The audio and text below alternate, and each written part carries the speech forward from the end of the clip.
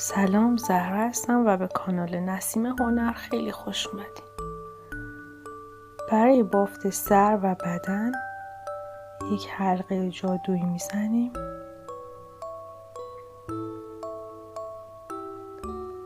و داخل حلقه 8 پای کوتاه میبافیم.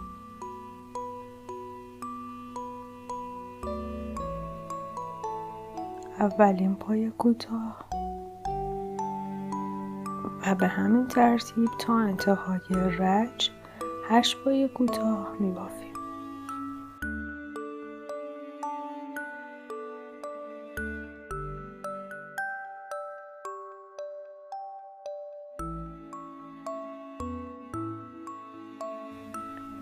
دنباله کاموا رو محکم میکشیم تا حلقه بسته بشه و از یک کاموای نازک به عنوان نشانگر استفاده میکنیم.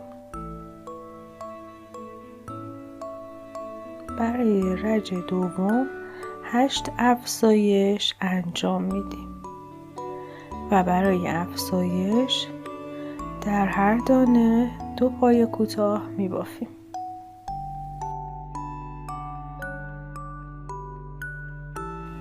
به این ترتیب تا انتهای رج ادامه میدیم تا در انتها ما 16 دانه داشته باشیم.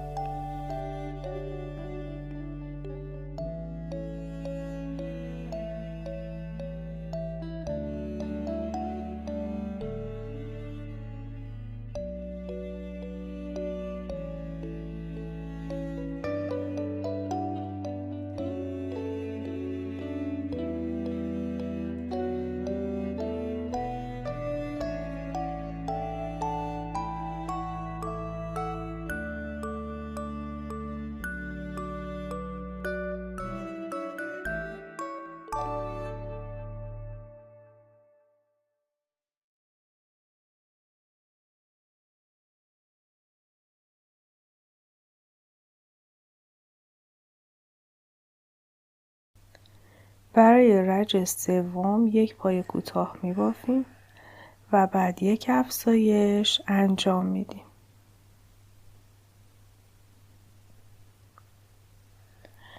این دنباله رو تا انتهای رج 8 بار تکرار میکنیم.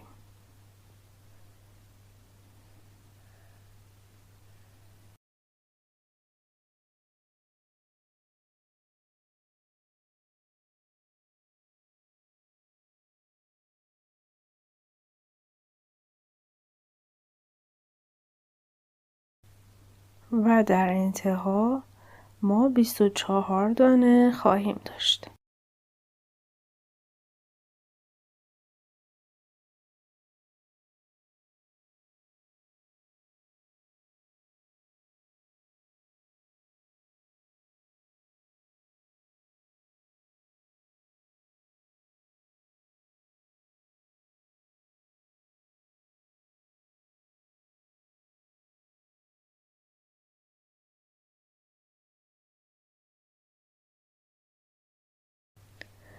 برای رج چهارم 2 پای کوتاه میبافیم و بعد 1 افزایش انجام میدیم.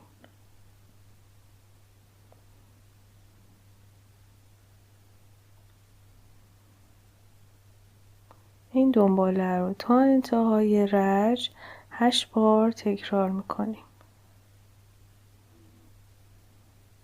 و در انتها ما 32 دانه خواهیم داشت.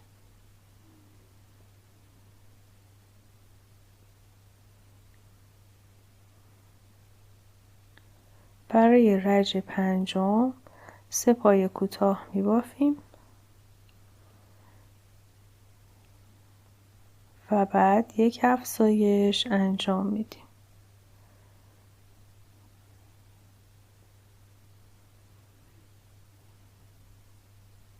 این دنباله رو تا انتهای رج 8 بار تکرار میکنیم و در انتها ما 40 دانه خواهیم داشت.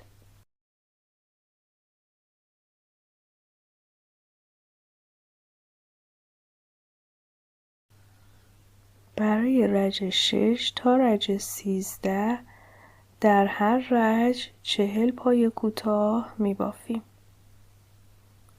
به این ترتیب برای 8 رج بعدی فقط پای کوتاه میبافیم و افزایش انجام نمیدیم.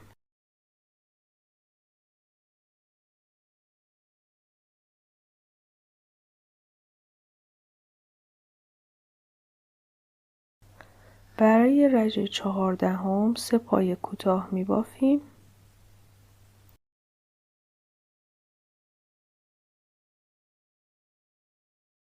و بعد یک کاهش انجام میدیم.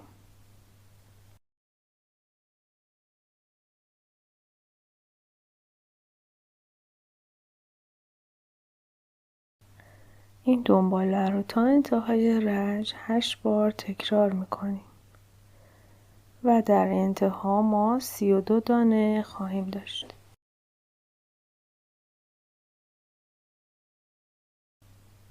برای رج 15 2 پای کوتاه میبافیم و بعد یک کاهش انجام میدیم.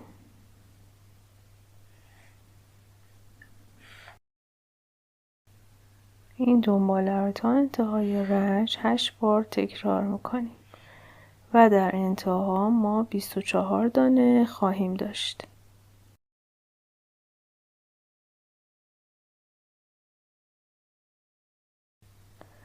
در رج 16 یک پای کوتاه میبافیم و بعد یک کاهش انجام میدیم.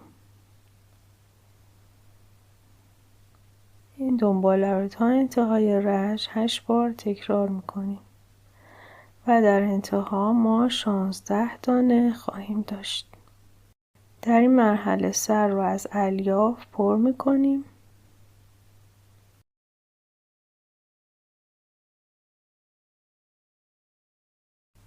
در رج 17 2 پای کوتاه میبافیم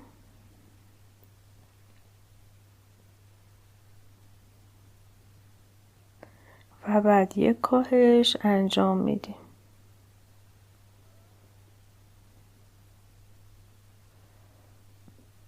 این دنباله رو تا انتهای رج 4 بار تکرار میکنیم و در انتها ما 12 دانه خواهیم داشت. برای رج 18 12 پای کوتاه میبافیم.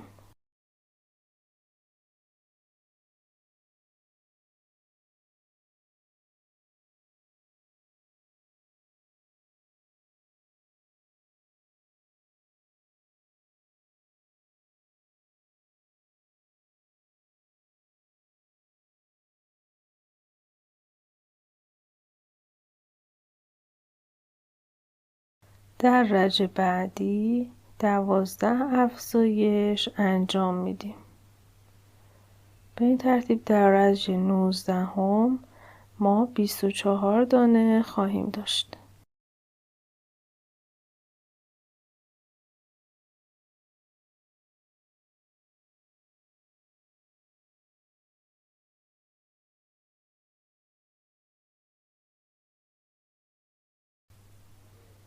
برای رج 20 24 پای کوتاه میبافیم.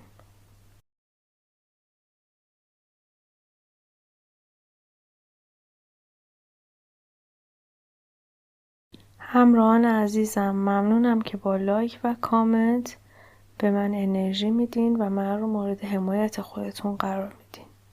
اگر تا الان کانال رو سابسکرایب نکردین حتما سابسکرایب کنین و زنگوله کناریش رو هم فعال کنین تا به محض آپلود ویدیو مطلع بشین. در رج 21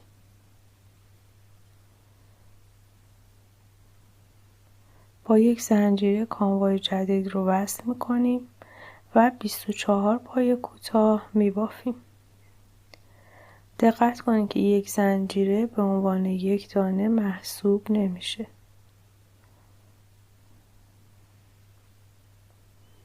به همین ترتیب تا انتهای رج ادامه میدیم.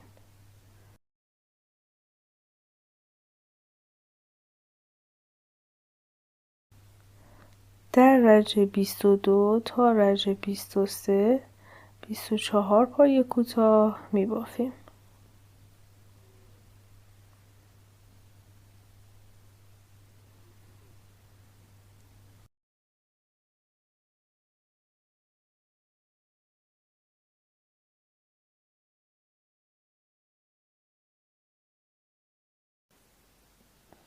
در رج بعدی روی حلقه پشتی 24 پای کوتاه میبافیم.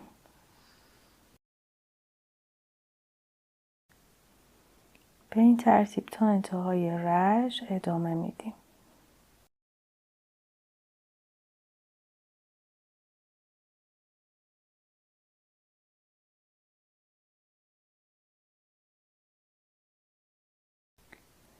در رج 25 فقط پای کوتاه میبافیم.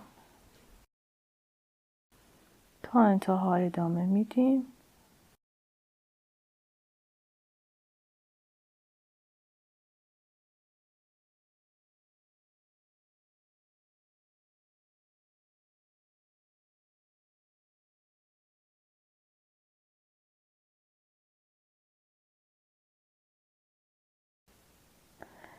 در این مرحله رنگ کاموا رو عوض میکنیم.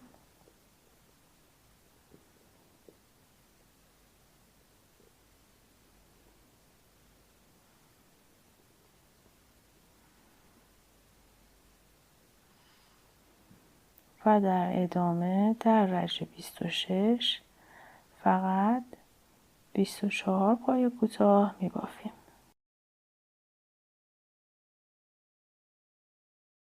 به همین ترتیب تا انتهای رج ادامه میدیم.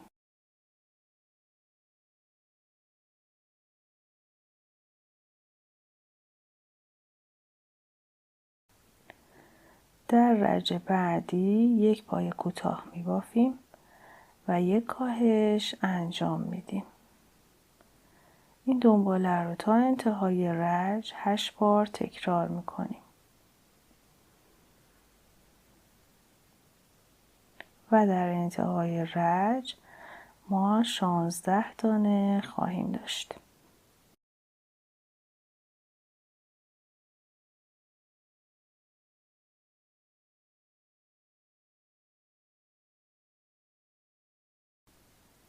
در رج 29 روی حلقه پشتی 16 پای کوتاه میبافیم.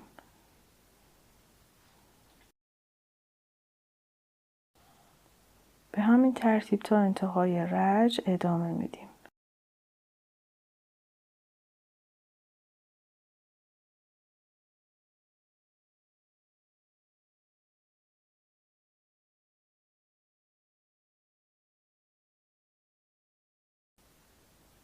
در رج 30 تا رج 36 فقط پای کوتاه میبافیم. به این ترتیب برای 7 رج بعدی در هر رج 16 پای کوتاه میبافیم. در این قسمت بدن رو با مقدار خیلی کمی الیاف پر میکنیم.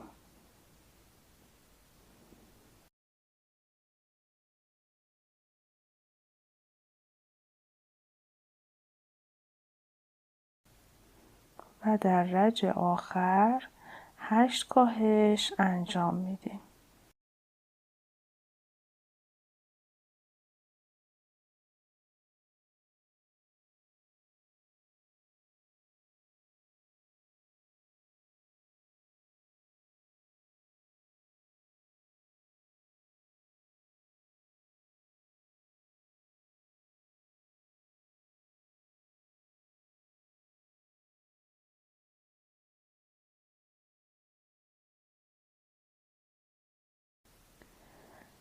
انتهای کار رو با کمک سوزن به شکلی که ملاحظه میکنین میدوزیم.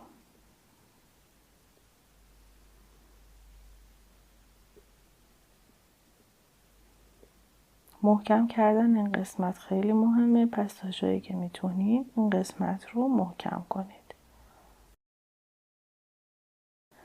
و در ادامه با کمک گرفتن از یک قیچی سرپهن یا هر وسیله دیگه‌ای این قسمت رو داخل بدن فرو می‌کنیم.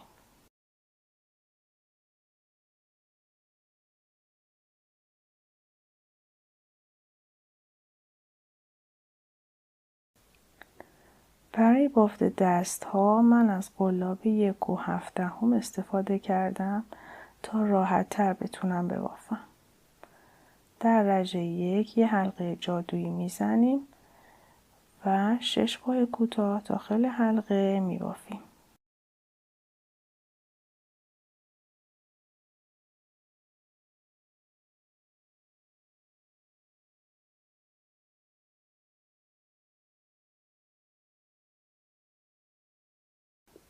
در رج دوم تا رج پنجم در هر رج 6 پای کوتاه میبافیم. به این ترتیب برای 4 رج بعدی فقط پای کوتاه میبافیم.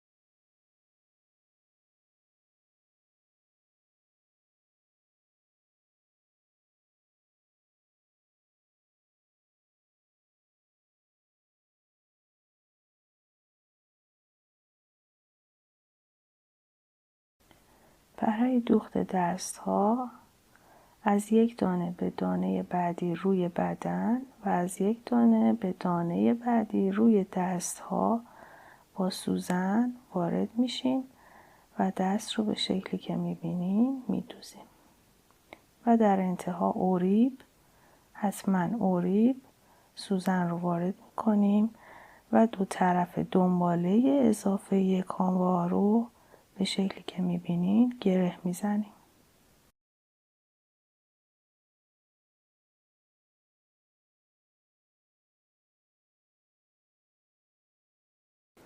برای بافت دامن از قلاب قبلی استفاده میکنم و از حلقه هایی که مشاهده میکنین استفاده میکنیم تا بتونیم بافت دامن رو شروع کنیم. با یک زنجیره کاموا رو وصل میکنیم و این یک زنجیره یک دانه محسوب نمیشه و در هر دانه یک افزایش انجام میدیم.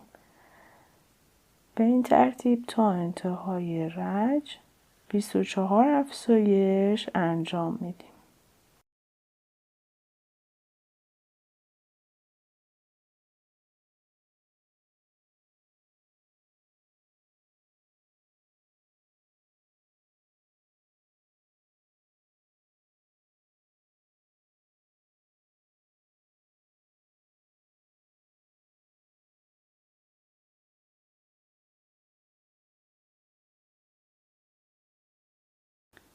در رج دوم از بافت دامن فقط پای کوتاه انجام میدیم. به این ترتیب تا انتهای رج در هر دانه یک پای کوتاه میبافیم و تا انتها هیچ افزایشی انجام نمیدیم.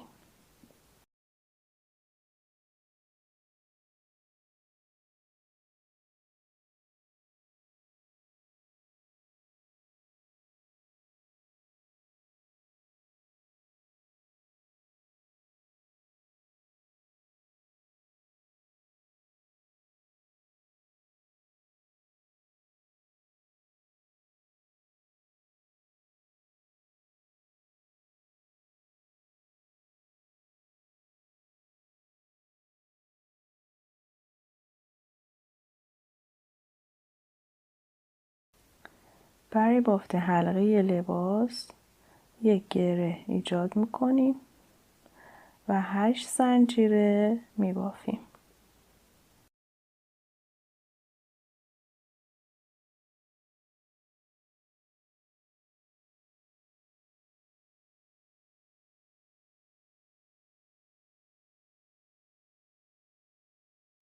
و بعد با کمک سوزن در قسمتی که مشاهده میکنین حلقه لباس رو وصل میکنیم.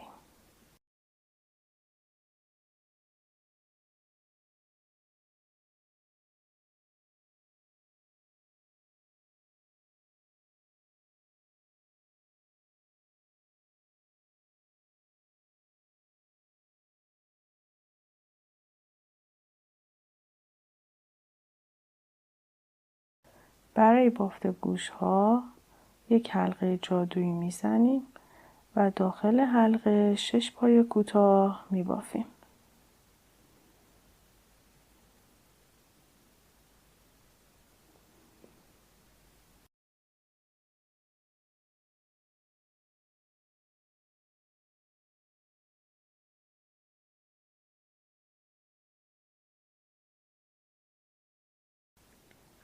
در رج دوم از بافت گوش‌ها در هر دانه 1 پای کوتاه میبافیم.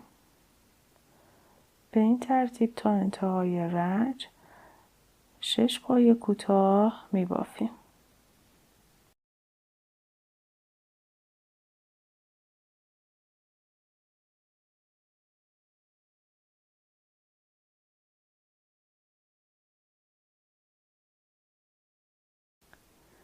در رج سوم 6 افزایش انجام میدیم.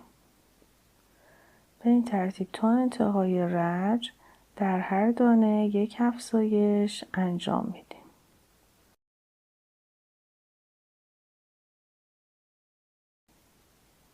در رج بعدی 12 پای کوتاه میبافیم. به این ترتیب تا انتهای رج فقط پای کوتاه میبافیم.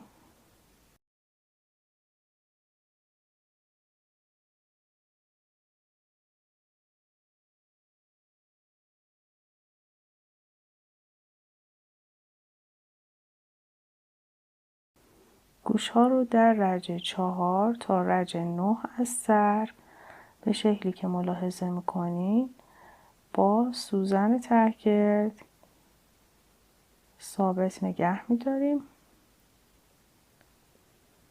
و با کمک گرفتن از سوزن شروع به دوختن میکنیم و برای دوخت مخفی از یک دانه به دانه کناری روی سر و از یک دانه به دانه کناری روی گوش سوزن رو وارد میکنیم و این مرحله رو تا انتها تکرار میکنیم. از یک دانه به دانه کناری روی سر و از یک دانه به دانه کناری روی گوش ادامه میدیم.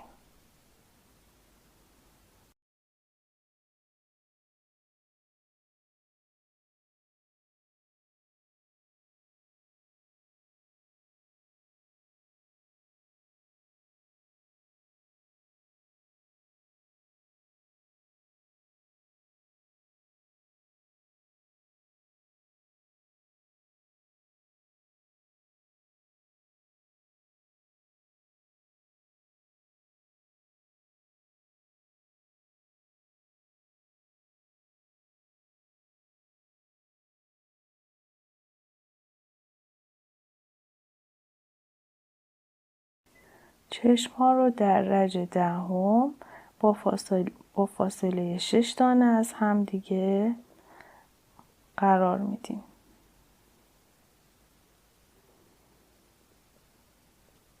و به شکلی که ملاحظه میکنین با کاموای مشکی به شکلی که میبینین برای چشم‌ها موژه قرار میدیم.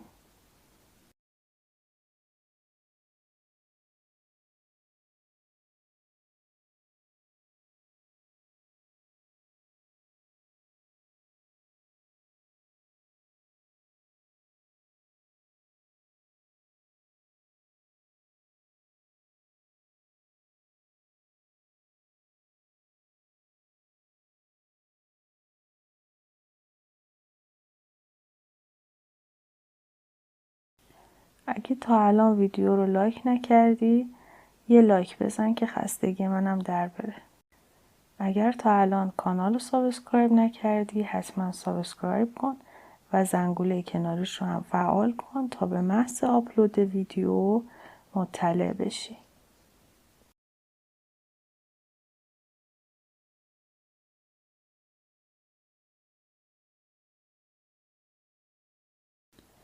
برای دوخت بینی از یک لایه نازک از کانوای مشکی استفاده میکنیم. به شکلی که میبینین یک لایه رو جدا میکنیم و به این شکل بینی رو میدوزیم.